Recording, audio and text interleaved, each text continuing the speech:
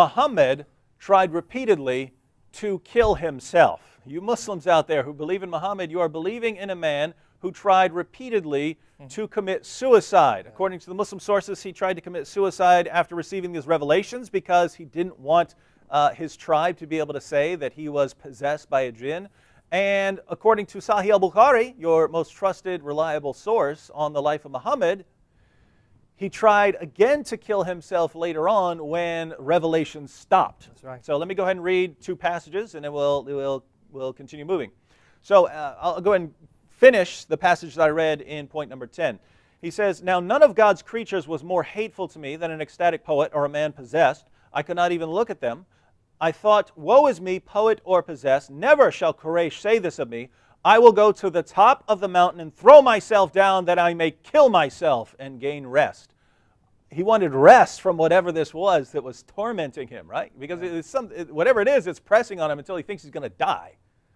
And he just wants rest from this, and wants rest from the idea that he's being possessed, and from the idea of his people ridiculing him. But this tells us something about Muhammad. When at the first sign of trouble, you want to go hurl yourself off a cliff in order to avoid embarrassment.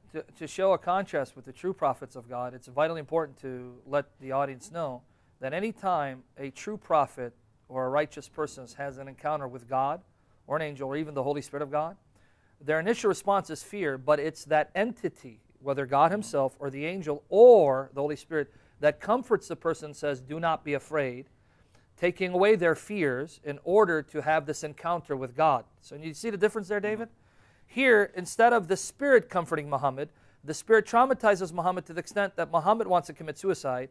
It takes individuals who are not there, who are not privy to this encounter, to encourage him. He's not demon-possessed, whereas the true prophets of God or the servants of God, they're encouraged by the entity in question. Like when Gabriel appears to Mary, Gabriel tells Mary, do not be afraid. Or when he appears to Zechariah, the father of John the Baptist, he tells him, do not be afraid. So you see the difference between what this Spirit did to Muhammad and God's true Spirit messengers do when they're sent to reveal God's revelations to God's true servants. It's almost as if these are totally different Gabriels we're dealing with here. Definitely. Right? All right, let me read one more passage about Muhammad's suicide attempts, because after he starts receiving the revelations, he eventually stops receiving the revelations. And watch his reaction. This is Sahih al-Bukhari, number 6982.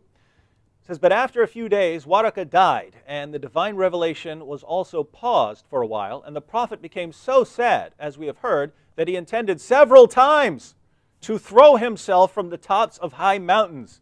And every time he went up to the top of a mountain in order to throw himself down, Jibril would appear before him and say, 'O Muhammad, you are indeed Allah's messenger in truth,' whereupon his heart would become quiet, and he would calm down and would return home." Now, think about this, Sam. Every time something happens that he doesn't like, he goes up to throw himself off a cliff. Right. This is the guy that Muslims are trusting with their salvation, to guide them to the path of salvation. The guy who says, "Oh, something's going bad today. Let me go hurl myself off a cliff." This is some wild, wild stuff.